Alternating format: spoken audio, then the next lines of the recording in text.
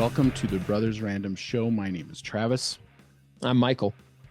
And we are two ordinary brothers discussing extraordinary ideas and some random shit. So the topics on this show range from theology, masculinity, movies, philosophy, books, pop culture, and many other subjects. We often talk about the people we admire and the wisdom that they share. People such as Jordan B. Peterson, who we believe is the sage of our time. This is part 2 of our retrospect of the live event of the sage of our time. For Dr. Peterson, it's been a few weeks since we went to the live event, and we absolutely loved it, and we had a great time.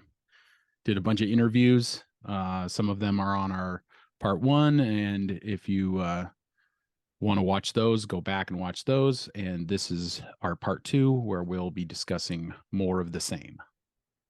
Yeah, and then the next person we interviewed was Ricardo, and Ricardo was from another totalitarian state, Venezuela. Well, Ricardo, it's a pleasure meeting you. It's exciting being here, meeting some very amazing people. You're from Venezuela. What got you here in the States? Well, like most Venezuelans, we're looking for a better opportunity of life and running away from dictatorship. Most of us are persecuted. We face extortions and things of the like, and most of us have had to, flee from Venezuela at one point or another. So, you guys the United States welcomes us, with open arms, pretty much. I know that the immigration subject is very heated at the moment. Yeah. Like fairly new to he'd come to the United States a lot, but he mentions that, like, as far as living here and moving here and bringing his family here, he was fairly new to it. He said since like 2008 or 2018, I think is what he says. And he's the one that I'm really bummed about because our mic failed us. So his interview is going to be a little hard to hear.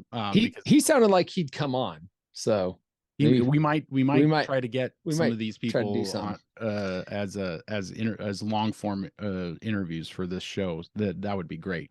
And then I guess what does Jordan Peterson kind of mean to you?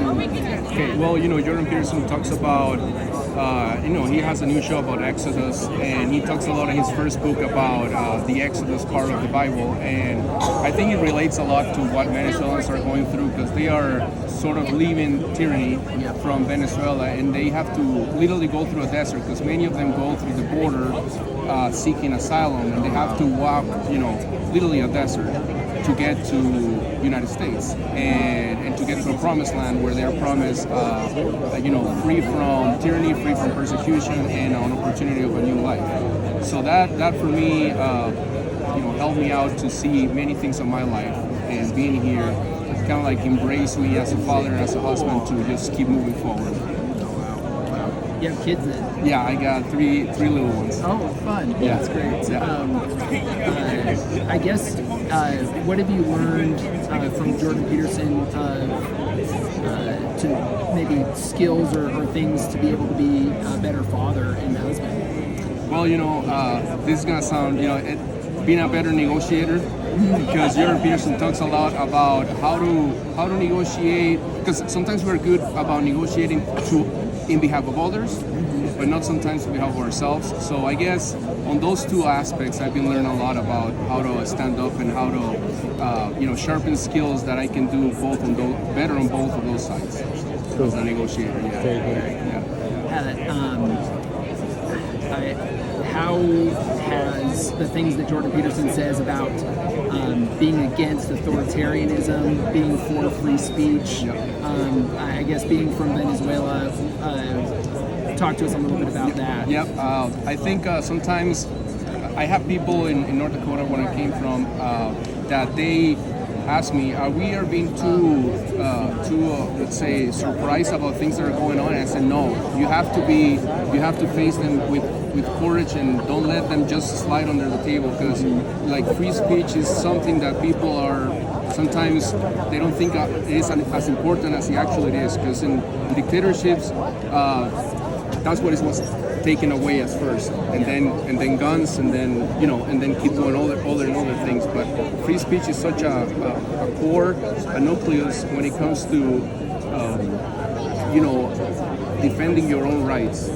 So once you give that up, even if it's an inch, then the next year or the next 4 years comes another inch, and so forth until you're back into a position that you're not able to do anything. That's good. That's really good. Thank you so much. Yeah, you bet. Appreciate it. You bet. But he was fascinating because he's talking about, he's equating the journey of the Israelites in Exodus to his own Venezuelan people, about having to, he's like, they literally have to cross a desert to get to the United States. And it's very, his interview is fascinating because he's obviously way against, because Venezuela is a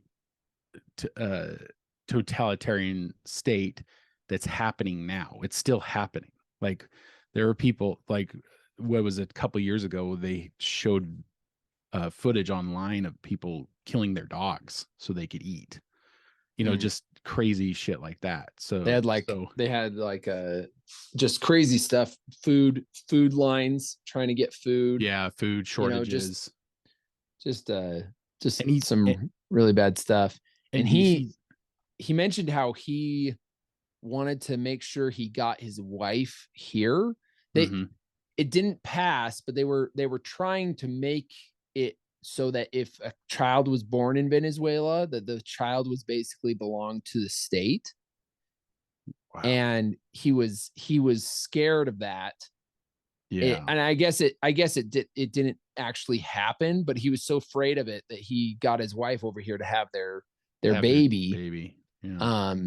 Because he was just like, I do not want that.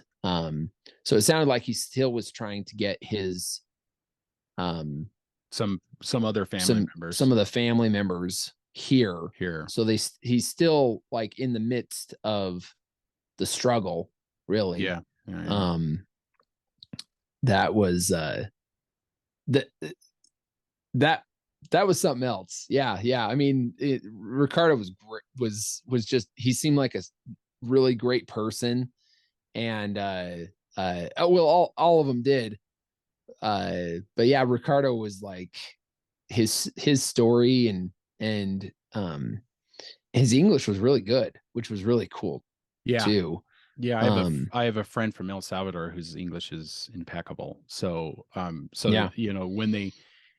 my friend, his name's Oscar, he actually told me once, I think that he told me that most of his English he got from movies. So he was a big movie buff too. That's where we bonded, because we were like, so when because he was working on a crew that I was on, and we'd always have like a movie night with each other, just hang out and watch movies. I was on a construction job site, and a bunch of the guys spoke really, really good English, and I asked them how they learned their English, and they said from cartoons. Yeah, that they would watch cartoons with their kids, and it really helped them be able to be able to pick it up. Yeah, so great. That's so interesting, so great. But yeah.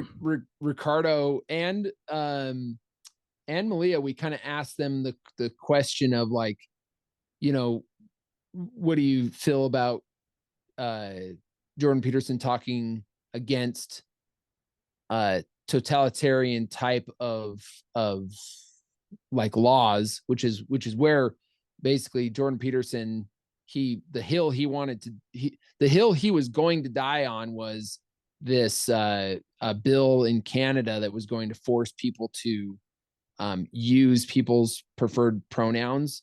Anyway, the way he put it was the first time in English common law that we were going to be forced to say something, and that was not okay. Yeah. it's nothing against the trans community. It was on the principle. Yeah, the principle of being forced to say something that you don't want to say. Yeah. It's that once that line's crossed, then it's no telling. It's no telling where. And Venezuela and Russia both are countries that force you to say stuff. Yeah. Yeah. So you can't have your own thoughts. And they talked a little bit about that. They kind of mentioned it a little bit about how like there were things that you just couldn't say. And yeah. So that was it was crazy good to hear that from people. Oh, and them saying that like we need to make sure we stop that here. Like we do not want that mentality happening in the States. So, last question. So what do you think of the United States? It's literally a beacon of hope for all countries throughout history, and I'm glad that I'm here. Thank you. Thank you, Ricardo. Yeah, appreciate you it. They both came here for a reason. Yeah. And they and that's what people don't get is like the same person who is going to say, I want the borders to be open and everybody to come in is also the same person that's going to tell you that you have to use a certain pronoun. And it's like, you should, like, these people are coming over here because they can't say what they want to say. And now you're going to start telling them telling them that they need to say something a certain way. I mean, that's wrong. They're coming here so that they can have a voice. Anyway, that's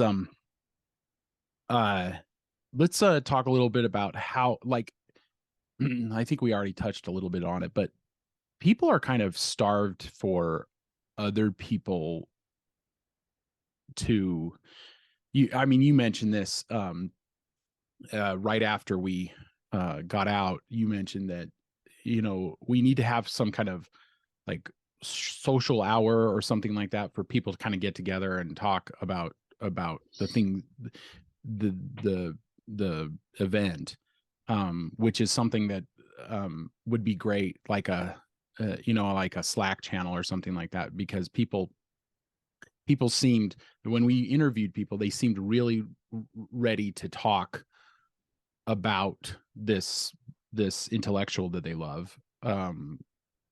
And we kind of don't have that unless you have that online. I kind of think a lot of people want a community of people that kind of maybe think like them or have some similar views.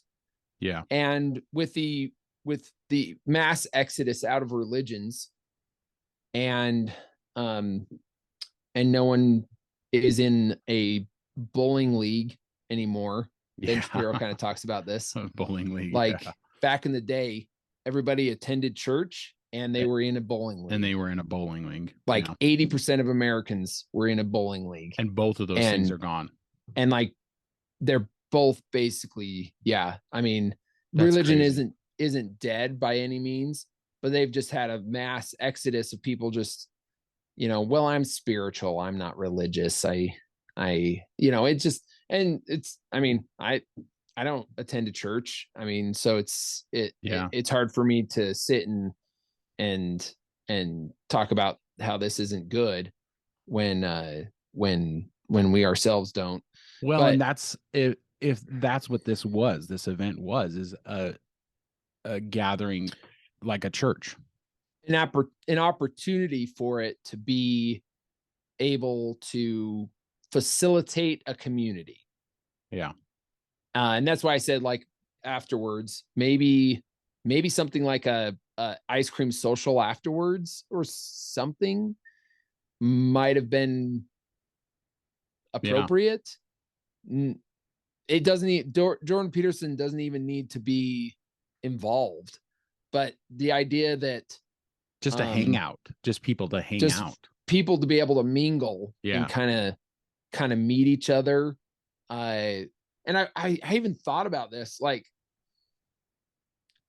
could you imagine being a single man and being a single woman that are out there trying to find people in the world that maybe have similar views or something? Damn near I mean, impossible nowadays.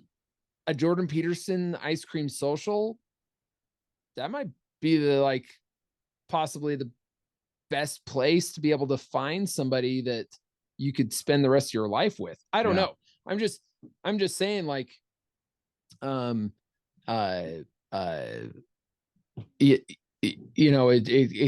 could be that, like, it would be a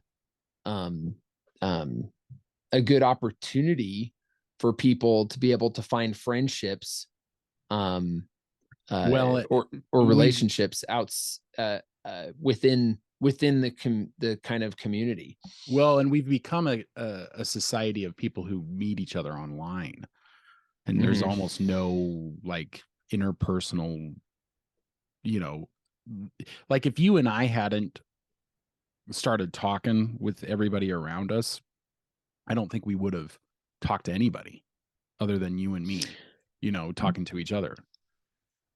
The proclivity for people to show up to something, not talk to anyone, and then leave, I think is high, really high. And maybe it's because of the onset. I mean, it's probably just a cultural thing.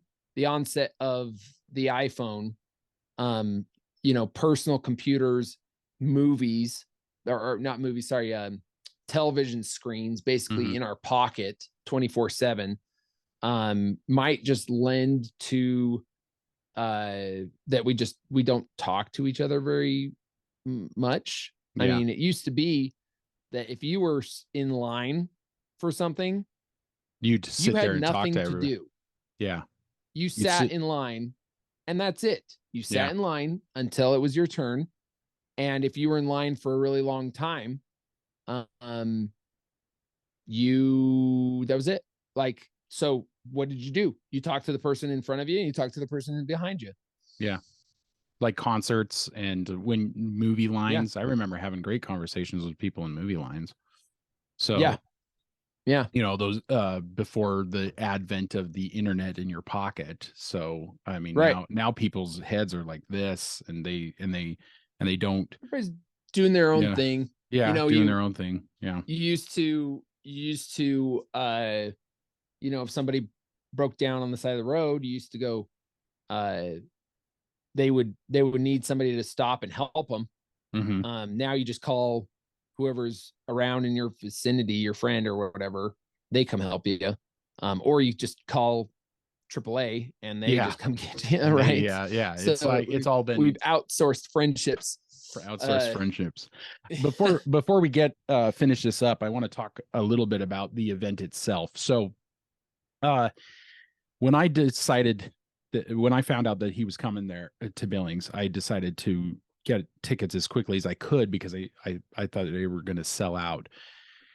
And I was trying to get tickets that were as close to the stage as financially possible as I could do. I did not realize how close we were, because the floor plan never really does justice. And so when we got there, we were literally like 6 rows away from the front of the stage. So we had excellent seats, and it was very surprising. And Jordan Peterson has usually has a musician come out for his lectures to kind of warm up the audience, and then Tammy, his wife, comes out and tells us a short story about what she's thinking about, and then he does his lecture, and then they do question and answers after the lecture. That's pretty much the structure of the event. And the guy who came out, his name for the musician is David Cotter, Cotter. Go like him on Instagram. He was excellent. He played some oldies. He played Hotel California, which was really great. But so anybody who knows me knows that I am a huge fan of the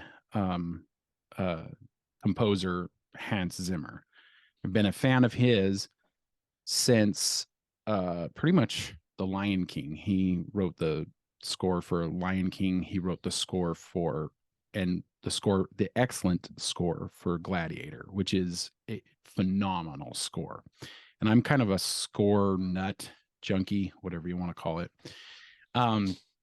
And he also wrote the score for Inception, one of my favorite movies. And there's a song on Inception, which is at the end, which is called Time.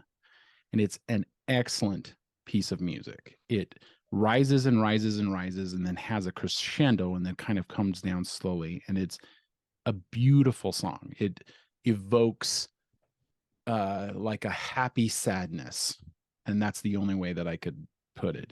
It's a happy sadness. It's like a ethereal, happy sadness. And David Cotter comes on stage and I almost burst out into tears because he starts playing this song and it's beautiful. His rendition of it is beautiful. I was just enthralled. I was like, wow, this could not be better.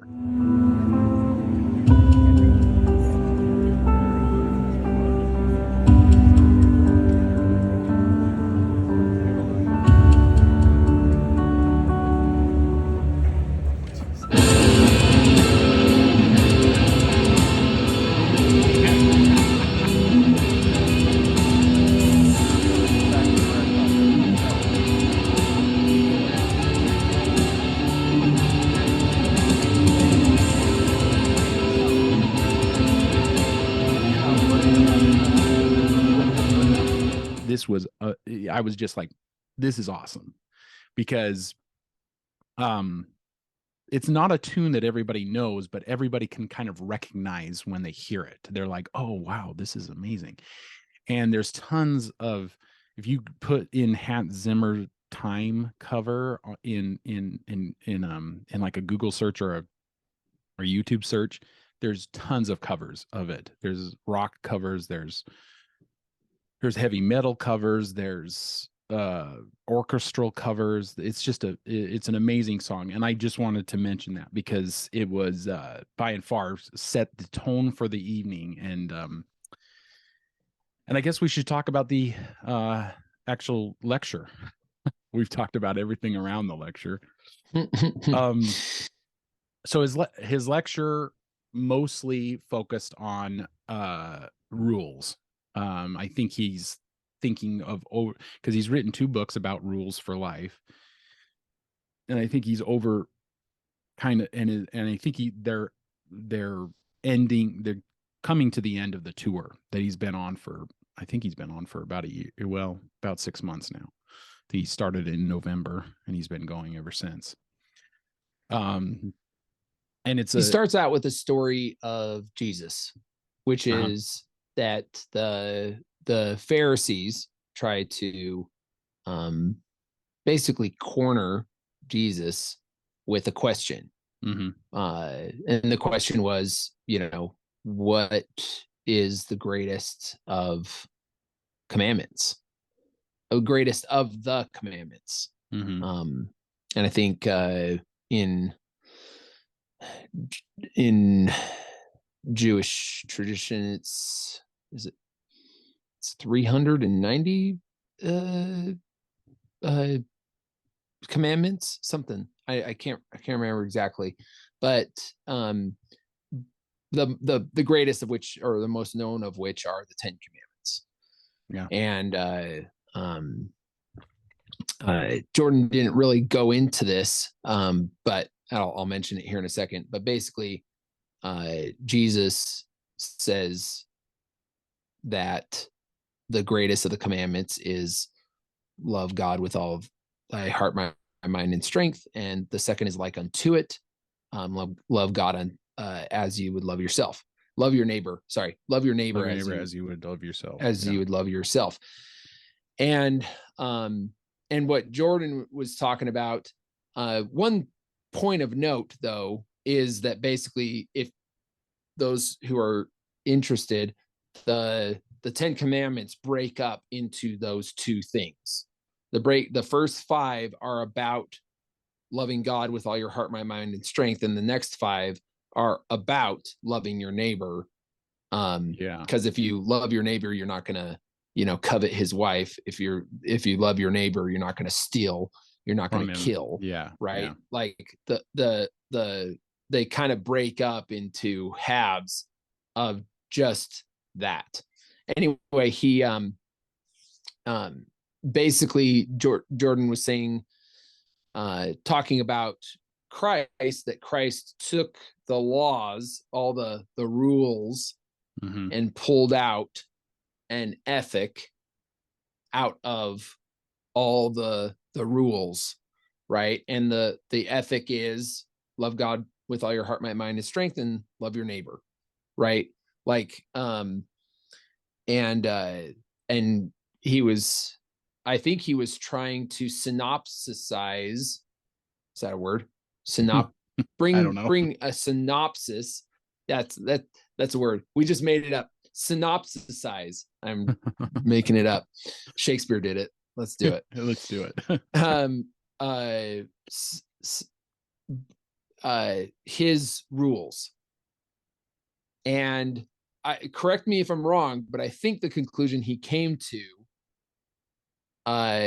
for the synopsis of his rules was the ethic you would bring out would just basically be to have rules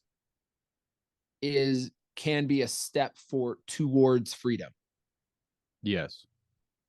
Would you agree with that? Well, kind of what he was saying, because he also brings up, and he's brought this up several times in the past, brings up the idea of God did not want the Israelites to be completely free. He's like Moses, when Moses brought the Israelites out of Egypt, it wasn't just to be free. It was to be free so that they may worship their God.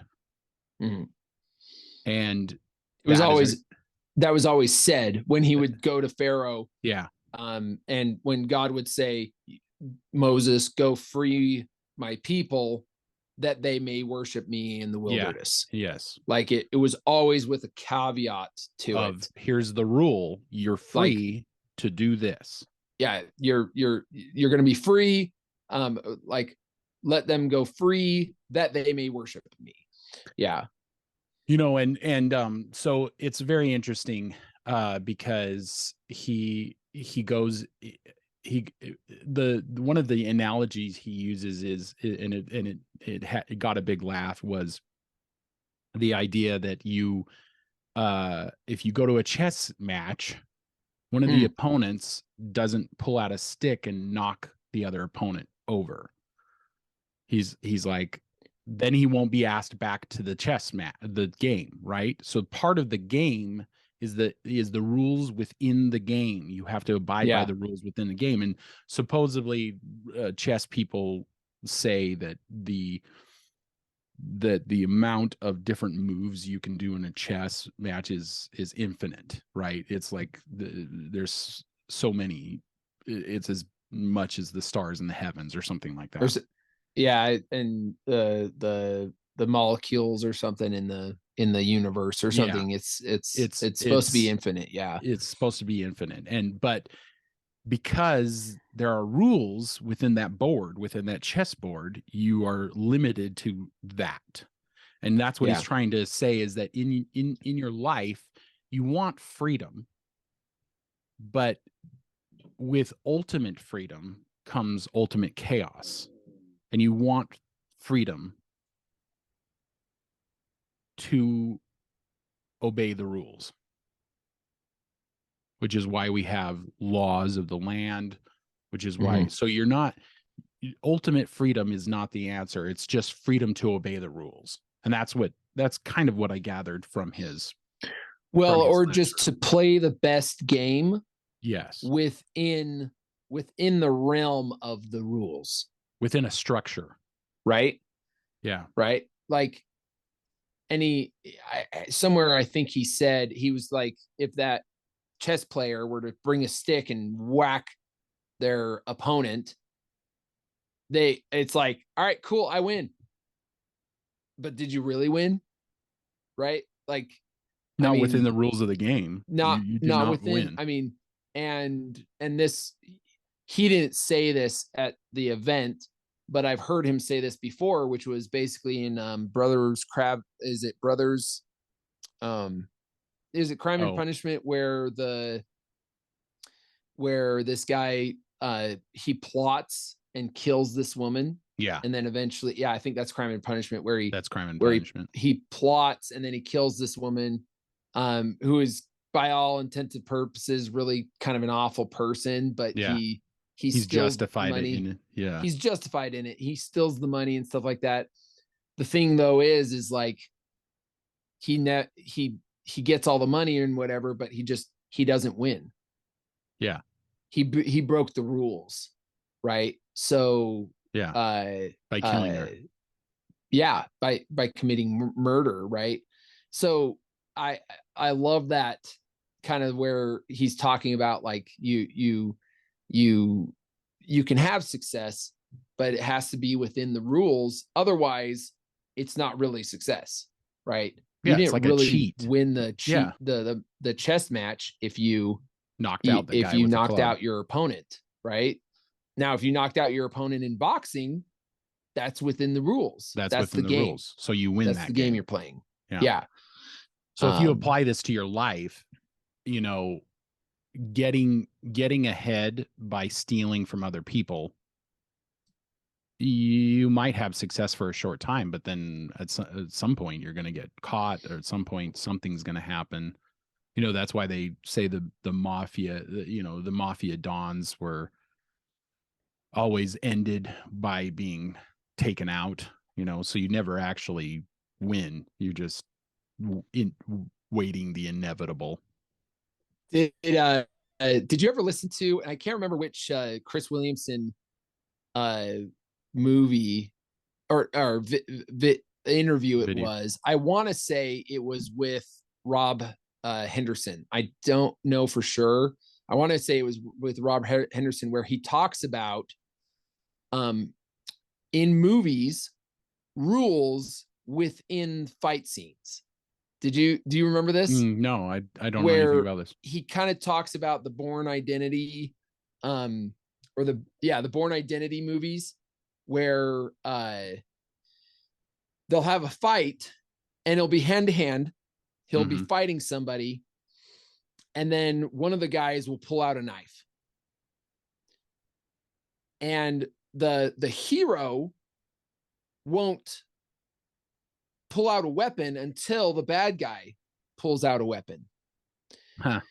So the rule of the fight was there's like a little bit of an ethic put into some of these movies, and he talked about some other movies too, where in the fight scene you'll see the hero, the one we're identifying with, not break the rules until the bad guy breaks the rules. Interesting. Right? So in the rule of the fight, I guess, in a sense. Now I'm sure there's probably other times where there's a gray character that doesn't do that. Maybe it's the anti-hero that does that. An anti-hero that would not do that. But anyway, I found it very interesting, and it kind of fits into that what Jordan Peterson was talking about. Like, if you were to be fighting if you were in a chess match and you were the hero, we would not, as Americans, we wouldn't like it if you were the hero, if you were the one that pulled out a stick and whacked the other player. Yeah. But if the if the opponent pulls out a knife and then you pull out a stick, then we're okay. Then we're okay. That's an interesting concept. I like that. I do like that. That's funny. I'm pretty sure you'll have to look it up, but I'm pretty sure it was a Rob Henderson interview where he talked about it. Where Chris Williamson talks about Chris Williamson talks with Rob. Rob's great guy. Anyway, he's got some interesting stuff. Any final thoughts on the event? I really enjoyed it, but I do think I don't know that. Yeah, Jordan Peterson's never gonna hear this from me probably, but I do think he could bring a next level experience to his audience. If he was kind of in a way facilitating a way for his audience there to be able to have a community or build a community or feel like they were part of the community at or within the event. Yeah. And I'm not dissing on the event. I think I thought it was amazing. It was great. But what it felt like is that we should have stuck around and hung out and talked. That's what it kind of felt like. Or before. Beforehand. I'm not sure. Or within, right? You know, you see some of these guys, these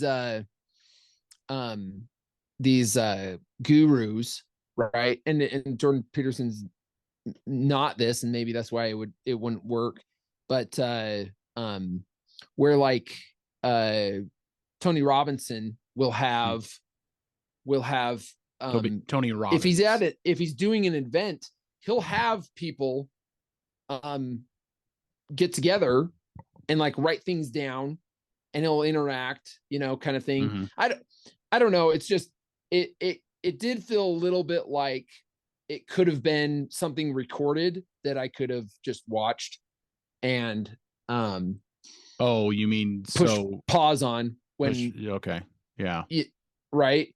And it is kind of the difference between like watching a movie at home and versus watching a movie at the theater, right? There is a little bit of a difference there in that aspect. But like we mentioned afterwards, there were a few times where what he just said was so deep that we almost wanted to pause the YouTube video and be like, and think about it for the next 20 let me years of our think lives. about this. Maybe I'll journal about this. Maybe I'll write this stuff down and kind of think about this for the next, week, year. Yeah. Well, and that's my only complaint really, because I'm kind of excited for when they post that video up on, post the event up on, the Daily Wire, so that, I can actually go back through it and pause it and then write it down or think about it and that sort of stuff. That's what I really like doing with his stuff, like especially when it's really deep and really thought provoking. So yeah, I agree. It's still great to be at the live event, just kind of to say that you were and to just soak it up. That's what I was trying to do myself, is just try to soak up the environment and all the other people there that are really jazzed about seeing him and that sort of thing. So it was really great though, even if we couldn't push pause on it. So yeah. He's a lot taller than I thought he was. He's oh my gosh. Yeah. That was lankier. kind of surprising. I was just like, whoa, he's a tall guy. Jordan Peterson's tall. Yeah.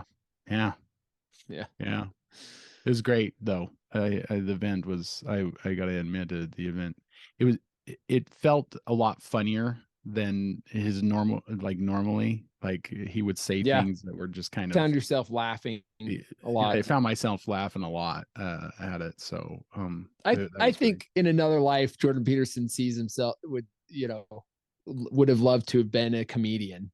I actually think he loves comedians. Yeah, he does love comedians. But Milo, when his interview with Milo Yiannopoulos, which Milo is a whole nother Yeah. topic, but he had an interview with him where he told him he said he wasn't funny. And I think Jordan kind of took offense to that. He says, "You're not funny, Jordan."